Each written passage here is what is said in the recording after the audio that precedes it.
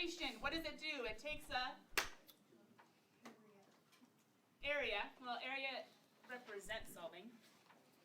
What do we put into integrals usually? Derivatives. And derivatives, how do they apply to word problems? What are derivatives? They usually use the word rate of change. Rate, right? So we put in rates, and what do we get out?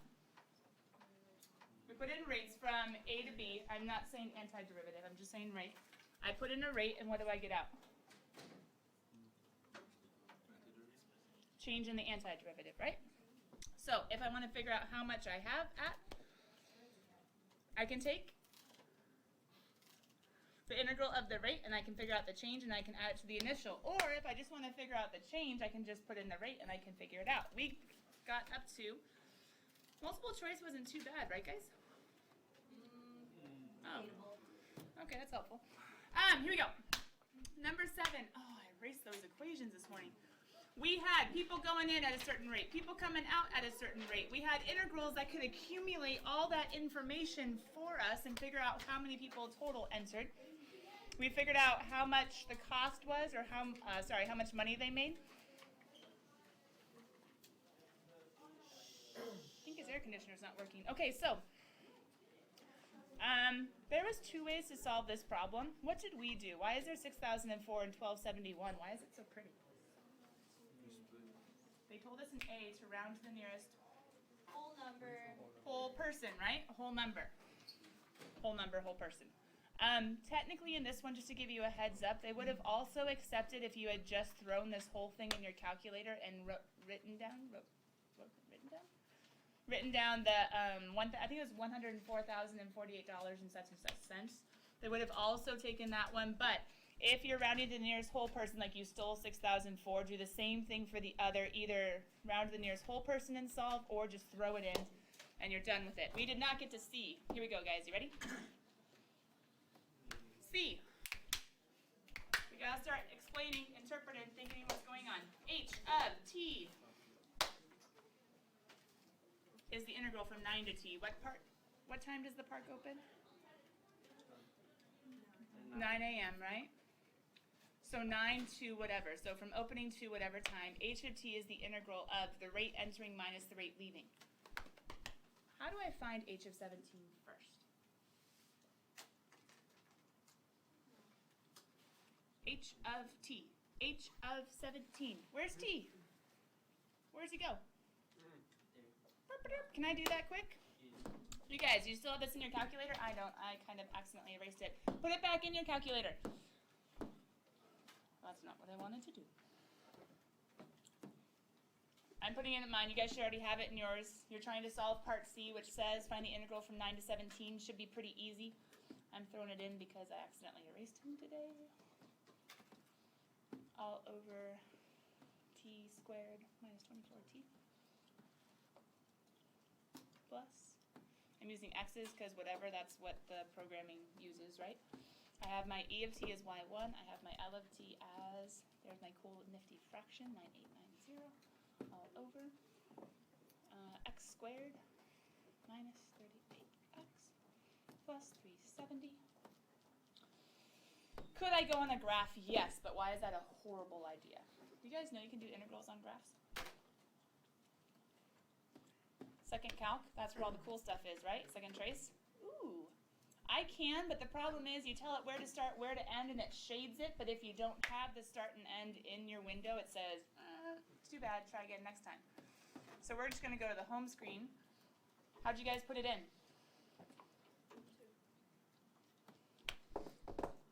9? I'm going back real quick so we can see the problem. H of 17 equals, that's a bummer. Didn't even know I hit enter. 9.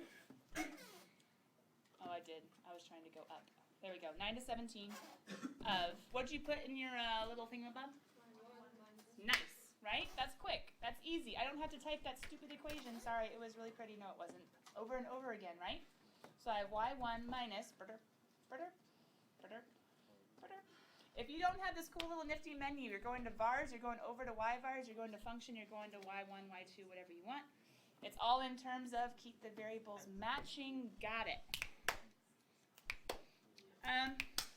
Nearest whole number, so 3,725, the whole nearest whole number might give us a hint. They're talking about what? What can I label h of 17? I'm trying to show my work without being ridiculous, like telling them what buttons I'm pushing. That's just too much.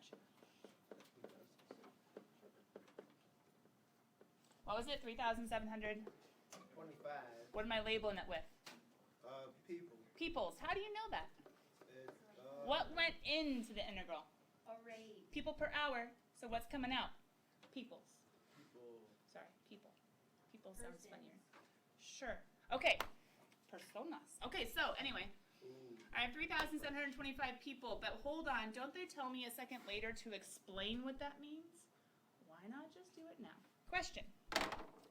What's going on with the 3,725 people? Did they win a prize? How many people are in the park? Why? Exactly. Can't we split this up and say between 9 and 17, how many people went in? Like the accumulation of all the people that went in. Minus from 9 to 17, how many people left? So this is the people that are left over, aka they're still in the park, but be specific. At what? 5 p.m. Does that make sense, kiddos? So how many people are in the park? It's the current amount. Wait, but I thought an integral just found a change in. Well, wait a minute. Where did we start from? How many people were in the park at 9? 0. 0 customers. We're not counting the working people. Hold on, we're not done yet. But we have half our answer. That's h of 17, and we went ahead and found that and explained it. Cool. Who's still waiting for us to work on them? Prime, right? How do I find h prime? I'm taking the Nerf gun away if you don't put it down. I have a whole collection I'll add to it. Looks like it works nicely. d dt of the integral, 9 to t of e of x minus L of x. Question, kiddos, how do I do this? Derivative of an integral? It's like we've learned something about that before. How do I do it? F, T, C, part. 2. What's it say? 2. What's it say, Jezreel? What do I do? How do I do this? You know it. You take the inside, Uh-huh. and then you do f of b minus f of a. Not for the derivative. Okay, or you just plug in the upper bound. Good. So I end up with e of t minus L of t when t is 17.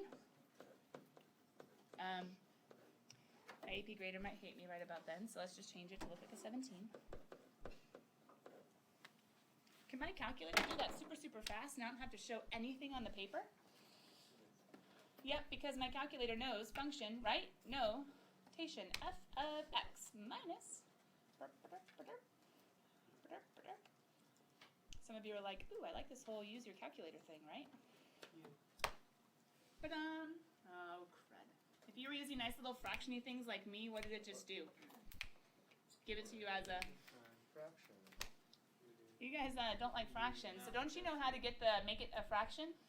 You can also make it a decimal. Oh, that's not what I meant. You can also make it a decimal. There we go. You can use either one, right? Stick it to the man. As long as you're right, they better count you right, and they will. Just be careful. If we do round, that would be unrounded. That would be exact. Maybe that's the better answer. But if we do round, we have to have how many at least decimals? 3. If you want to, just put 5 and then you're always safe. But you have to have at least 3. Truncated, like I don't care what's there and I just say 1, or I look and say, should I round? Doesn't matter. You have to have at least 3. So, negative. 380. Point. Give me 3. 281. Got it? Hold on. They said explain. Explain why. Start with units. That always helps. Oh, people. Oh, no. It's prime. It's the rate of people. So it's people per. Hour. Are you sure? Look at your problem. They tell you. Um, What's t measured in? Got it. So it's people per. Oh, let's see. Hold on, but we have to explain. Ah, stink. More people are leaving than entering. I don't know if we need to go that specific, but that's what's going on. What does H measure? The number of? People in the park. And so the prime of H is the rate of change of the number of people in the park. So the number of the people in the park are decreasing at a rate of, oh, I just explained it. So the number of people in the park, it's okay, they'll understand.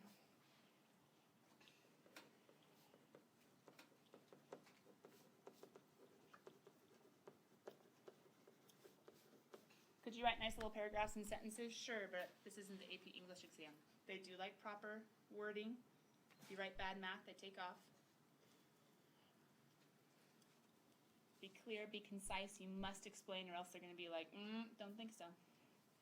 Rate at which, this is rough, the number of people in the park is changing at, what am I saying? At 5 p.m. We could say at t equals 17 hours. 1700, ooh, be spiffy. Don't say t equals 1700 though, because that's not true. Either t equals 17, or at 5 p.m., or at 1700. Those are all good. You could have even been more specific and said, hey, so therefore, if this is h prime of t, you could say the number of people in the park is decreasing at a rate of positive 380.281. But can I say decreasing at a rate of negative and have it still mean the same thing? So just be careful.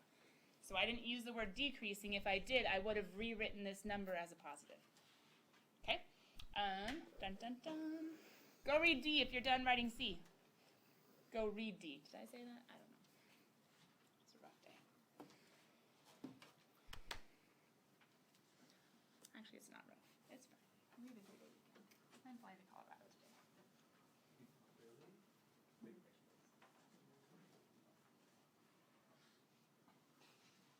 My parentals are going. They were like, hey, you want to come? And I was like, sweet.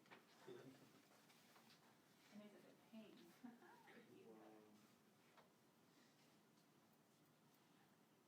read D. Think about it.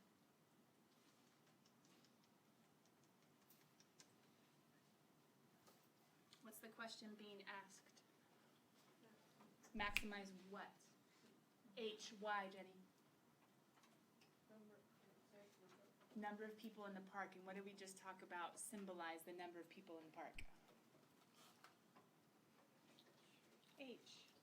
H says the integral of the rate of people entering, the rate of people leaving. That gives us the number of people in the park. So I need to maximize. Hey, that sounds awful calculus-y. How?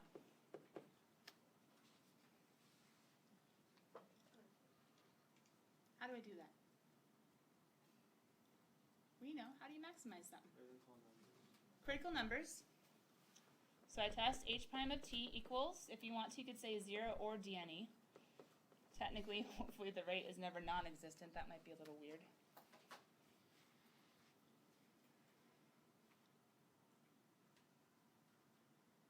And technically, mathematically, test the critical numbers and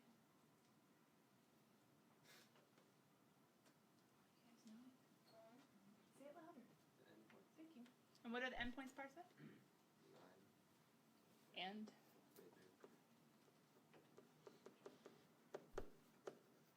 Now technically, for some of these, there is an extremely mathematical way of doing it. Like, okay, without really thinking, critical numbers and endpoints, find the critical numbers, set h prime equal to 0 and solve.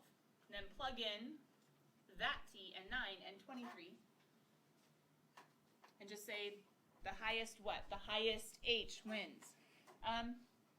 There's also a very logical way of thinking about it and saying, I'm going to find the critical number, then I'm going to think about the behavior of the graph over that interval, and then I'm going to justify why the maximum over that whole interval is at that point.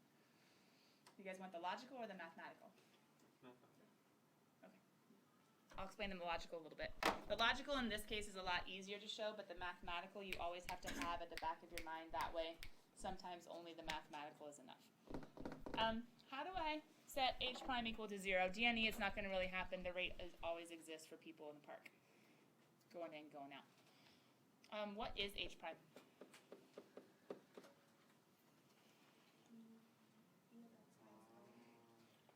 E of yes x, but in terms of, got it. How do I take an equation minus an equation and set it equal to 0? Using my handy dandy calculator, right?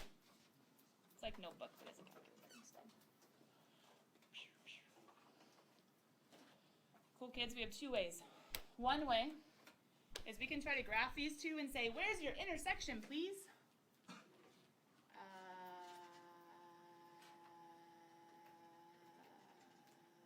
Okay. What's wrong? Aren't we dealing with kind of big numbers? 6,004 people were the area under. Maybe. Wait, why is my window so weird? It's weird because of another problem. What's my interval? 9, 2. Don't I know it has to be between those x's? That's something. I could still graph and say, okay, now where are you? Is there another way besides trying to go up to wherever these functions are and figure out where they intersect to set that equal to 0? Isn't there a cool 0 feature? But wait, am I finding the 0 of E and the 0 of L? Nope, but what am I finding the 0 of? I know, I'm teaching you calculator tricks. Of E minus L. Right? Can't I just set it up and say I have you, I'll subtract you 2 and say, hey, where's my 0? Sweet. Right? Just trying to save you time and save you, because one of the most common things after an AP is my grapher just wouldn't work and I couldn't figure out my window and it just kept thinking and thinking and thinking. Probably they were doing a problem that they shouldn't have been using their calculator for, but whatever. I got a 0. Do you guys get a 0? Why am I on 9 to 23? Because I have to be on 9 to 23, right? So I can find the 0. Did you guys see how it went through? Did it go through from top to bottom or bottom to top? Top to bottom. Why is that important? What is this the graph of? The graph of? What is this the graph of? The graph of h prime. This is the graph of the derivative, and the graph of, wait, the derivative is going from positive to negative at a 0? Wait a minute, what's going on there? It's a relative maximum. So I'm going to have a relative maximum at t equals, did you guys find your 0? I forgot, I got distracted. Find my 0. He's somewhere right here. Oh, steak. If you see, mine like jumps from 71 to 27 to negative 16. I don't even see them. If you want to see them, you need to make your y's bigger. For right now, though, I'm just going to say a positive 71. I'm trying to cheating to a negative 16. I just want to go from positive to negative, and then it should find my 0. Sweet. 15.794815. True? Could we maybe need to use this number again in something? Maybe? Do we want to write out all these decimals again and again and again and again? No. But if I round it for an answer, does that mean I should keep on using the rounded one with tons of error? No. What you can do from your graph, quick trick, it's here, right? I see the answer, the x. I can do second quit and I can stow to a variable. It doesn't stow that. What did it just stow? My 0. Anyway, that's a cool trick that we're going to use way more in the future. 15.795.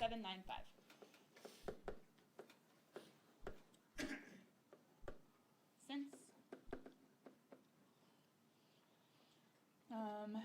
h prime of t changes from, my graph told me all kinds of stuff, positive to negative at that time.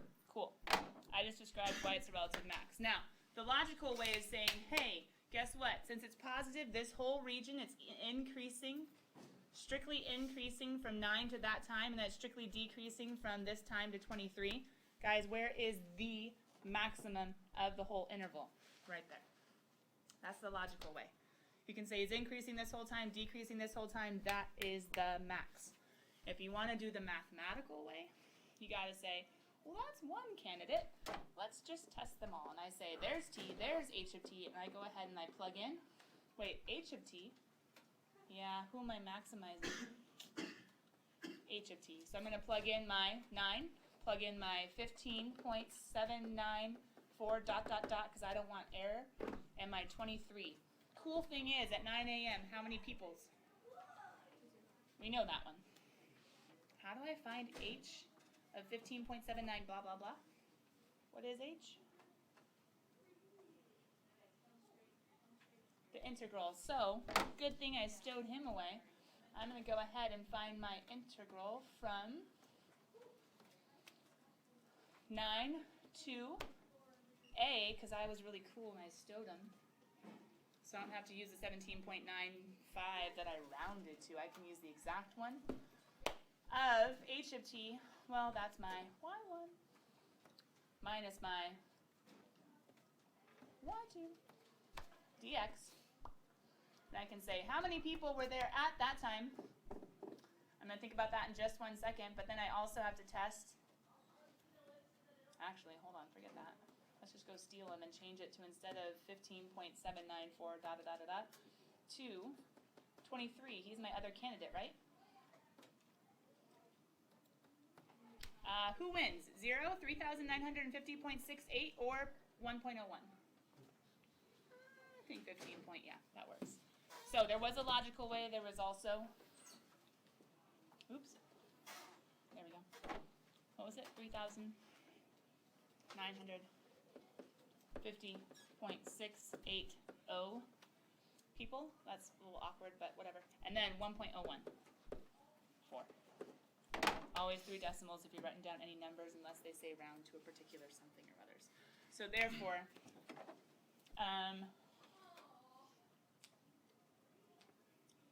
maximum number of people in the park. Remember, sound smart, steal their words. From t within 9 to 23 is at t equals 15.795 hours. Done, right? Number 9. He's quick. We're not even going to solve the whole thing. Number 9. We're just going to peek at him just so we get an idea. And then number 11. We'll camp out on a little bit more because he has a table. And they're kind of gross when they give tables. So far, they've given a function, a graph, not really tables though. Wrong way. Number 9.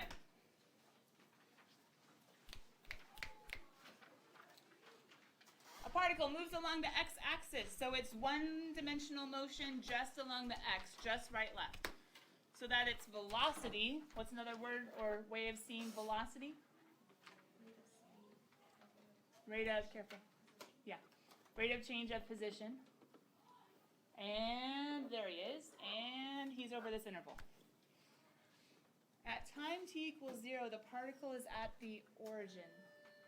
What's my initial position? Got it. On the axis provided, okay, this was really lame this year. It's the year I would have taken the AP, but my high school didn't have it. Sad times. Coming back.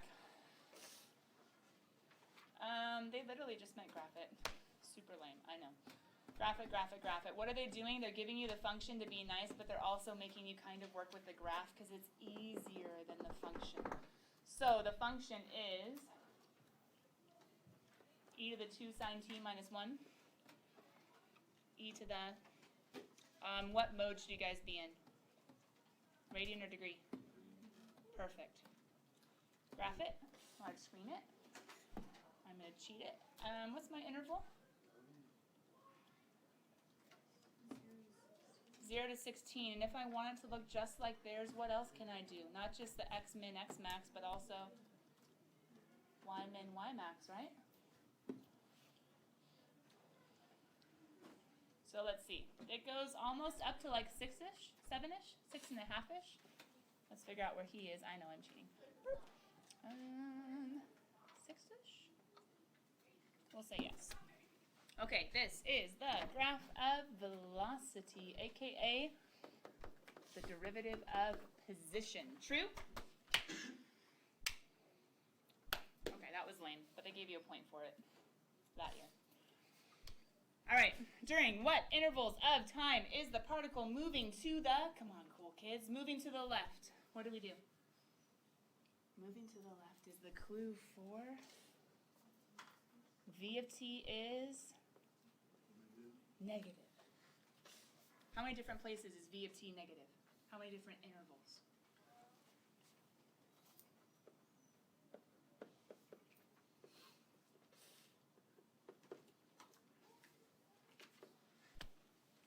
I see a 1, a 2, a 3, right? Do you see it? Why? Because where V of t is negative, it's below the axis? Now, cool kids, how would you find A and B and C and D and E?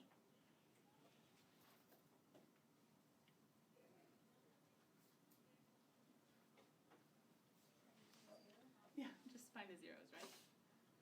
And then with your graphing calculator, it's super easy, right? Find the 0, find the 0, find the 0, find the 0. So I'm not going to take all the time to find the 0, but I can say that moving to the left for t within. Now here's a cool trick. If I was to say up here, A is equal to, B is equal to, C is equal to, D is equal to, E is equal to, and I just put the decimal dot dot dot decimal dot dot dot, make sure you have at least 3 or 4 written out dot dot dot. And if I stow it as A, stow it as B, stow it as C, stow it as D, stow it as E, I can use that for the rest of my FRQ, and they're like, all right, cool, good job. That'll be another cool trick that we will utilize more later. I'm using open because at A and at B it's 0. That's not moving to the left, that's stopped, right? A and B, C and D, E to the end, right?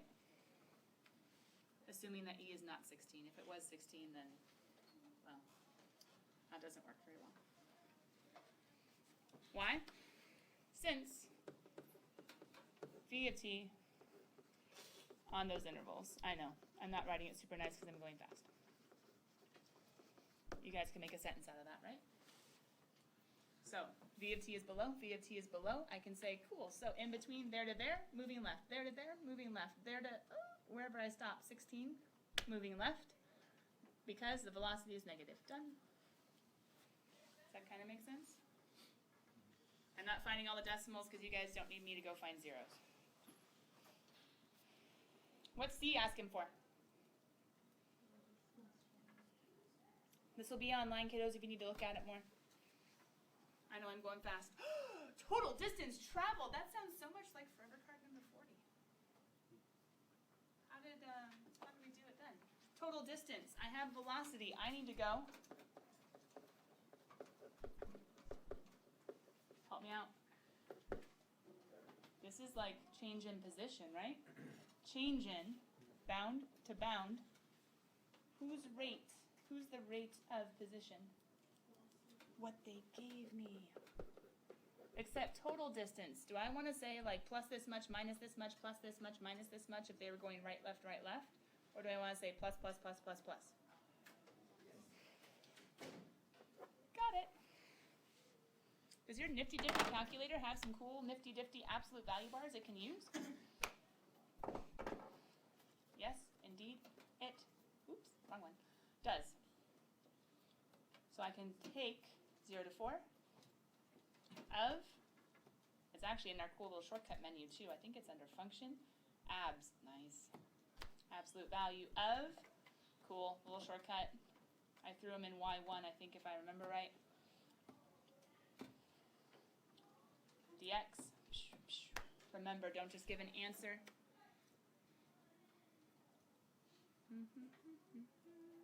There we go.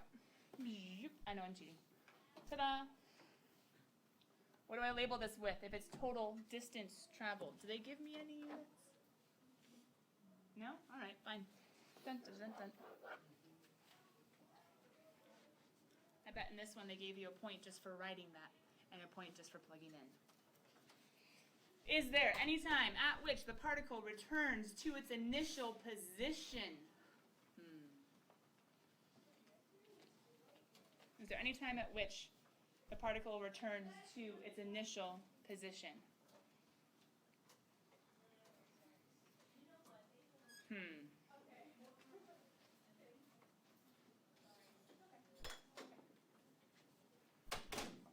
Okay, so,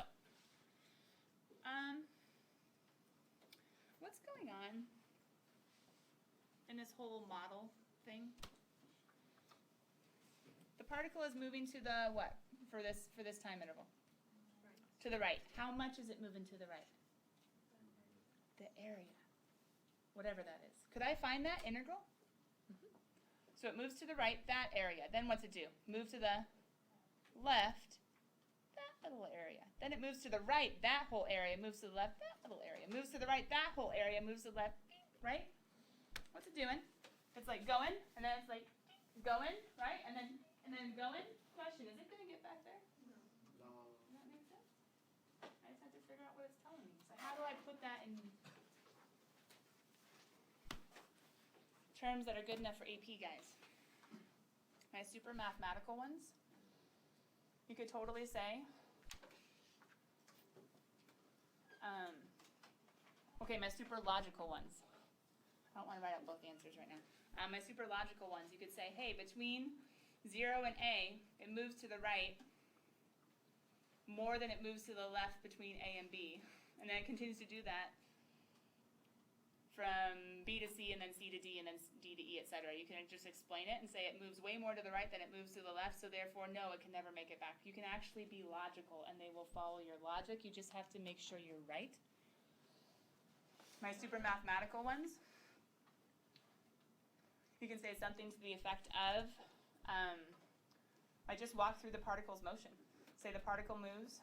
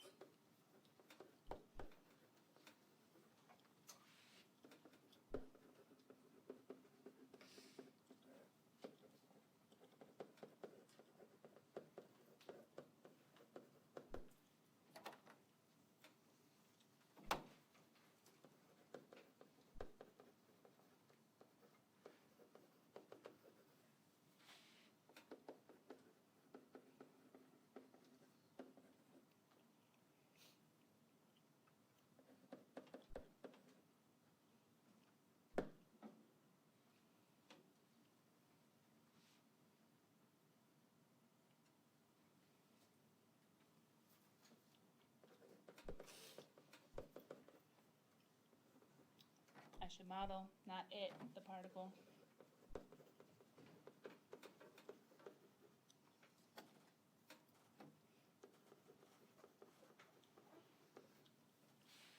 I just kind of get really wordy and I probably shouldn't. Continues to move more to the right than the left.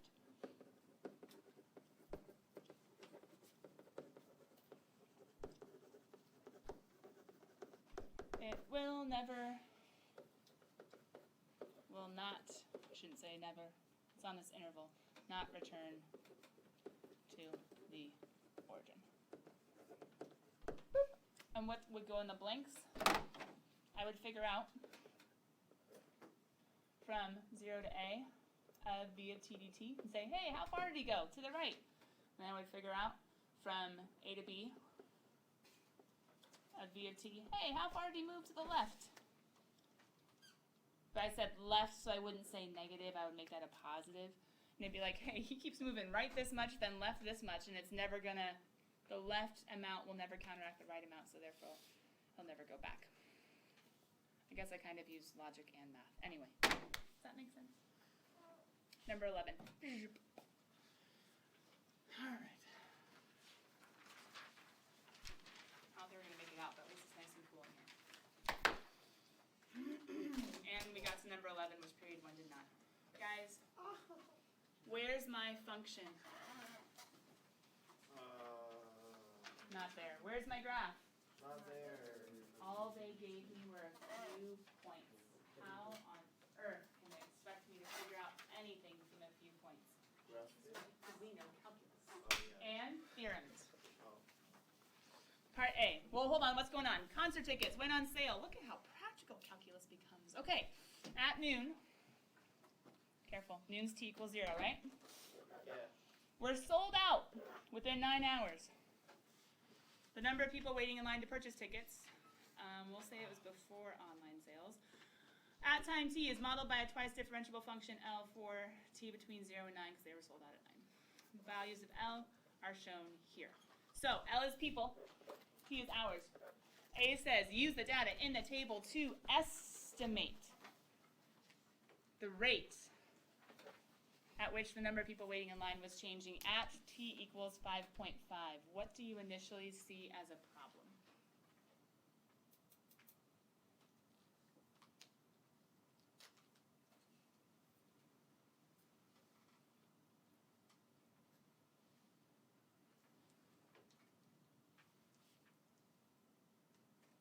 The rate. How do we usually take rates when we have people? Take the derivative, but we don't have a function. What is the other thing that approximates a derivative when I can't find, or I am not allowed to find, this case I can't find a derivative? Secant line. So instead of finding slope at one point, I'm going to find slope between 2 points, and if it says 5.5, I'm going to choose those points. How do I find slope?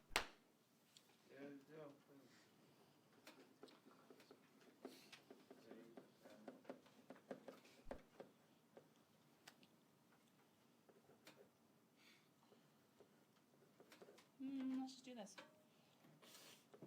Believe it or not, it is nice to show them what you're doing without just going straight to numbers.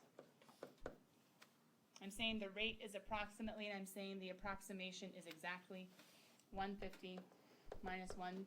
Stick it to the man. People per hour. I can't approximate. I can't abbreviate people, right? And say, you know what I mean, done. Okay. Did I indicate units of measure? Totally, right? Okay. What's part B say? Use a trapezoidal sum with 3. What's n equal? 3. Nice. Trapezoidal. What's the area of a trapezoid? 1/2 B. Hey, our forever cards at work. Maybe they actually are important. To estimate the average number of people waiting in line. Wait, average number of people. And I'm given people. Why are we doing trapezoids? Why don't we just like subtract stuff? Average people given people. Average value. I need 1 over b minus a times the integral, but I can't do an integral, but I can do trapezoids. During the first 4 hours. Okay, hold on. First 4 hours? What are we talking about? From 0 to 4. Why did they say n equals 3? How many subintervals can I make? Why'd they say 3? I have 3 groupings, right? Between 0 and 1, 1 and 3, 3 and 4. Are these going to be equal subintervals? Why? Because I can't split that into thirds because I'm not allowed to. I only have this data. So what do? I say no big deal. We learned how to do it even if we couldn't use shortcuts. We're just going to do it the old-fashioned way. I have A1, A2, A3. 3 trapezoids. Let's plug in our stuff and let's solve. Guys, for the first one, all of them have 1/2. What's the base for the first one? 1. Why? Because it's change in x or change in t. So I have a base of 1. What's my base for the second one? 2. What's my base for the third one? Good. Change of 1, change of 2, change of 3. How do I do trapezoids? How do I get heights again? The f of F of. I go to function values. In this case, it'd be L of. Trapezoids, do I just use the left? Do I just use the right? Or do I use both? So both, oh, that's easy. 120 plus 156. Both 156 plus 176. Both 176 plus 126. If you are super paranoid at this point, you could possibly say, yay, I got it. man. If you want to be a little bit nicer to say me, who might be grading it and doesn't want to do all the hard work of seeing if your answer was right or not, you might actually keep going. But hold on, wait. People. Right? Wait. Average. Give me 2 seconds. Average. 1 over 4 minus 0 times the integral of 0 to 4 of my L of t dt. If I want average L, and I have L, hold on, what does the trapezoidal sum actually approximate? It only approximates the integral. What do I still need to do? I still need to say times 1/4. So therefore, the average number will be approximately 1/4 times whatever that shabam is. Cool, kids. We did a good job. Thank you for hanging in there. I think we missed what? C and D? All right. I'll try to finish taping at some point, but you guys get out of here. Seniors, go enjoy your extended lunch. Juniors, maybe next year. All right, cool, kids. Actually, it's just me now. You guys are just gone. I thought I would finish the video, especially for people who are checking this out from period 1 or from period 5 who were gone today since there were so many. You would go ahead and find this sum. Maybe you should be a little more descriptive, but we have the idea, I hope. Let's keep going to part C. I'm actually not seeing the patio. So I'm doing perfect. All right, kiddos, for part C, between t0 to 9, what is the fewest number of times at which L prime must equal 0? Must. A derivative must be 0. Whenever you see this wording, especially when you have tables, like this one, especially when you have tables, if you see the word must, you have to think theorem. What theorem helps us out with derivatives equal to 0? That sounds a whole lot like MVT and specifically roles, right? So if I want to figure out roles, then hold on, what has to be true with roles? First of all, a function needs to be continuous. Is concert tickets being sold continuous? Yes. And you can almost just go right here, twice differentiable. If it's differentiable, it's continuous, so therefore I can say, since L of t is continuous and differentiable. Okay, hold on. What else does roles need? I need 2 heights. I need f of b to equal f of a. I need 2 values to equal each other. Let's look at our table. Are there any places where the values equal each other?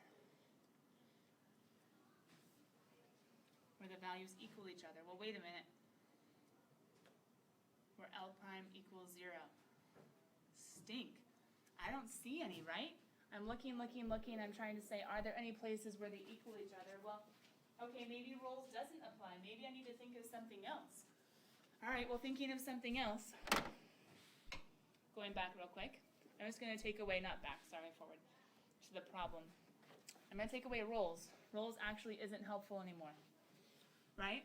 But wait, MVT. MVT doesn't guarantee zeros, but what does it guarantee? Well, it guarantees for the average rate, which in here, the average increase is positive.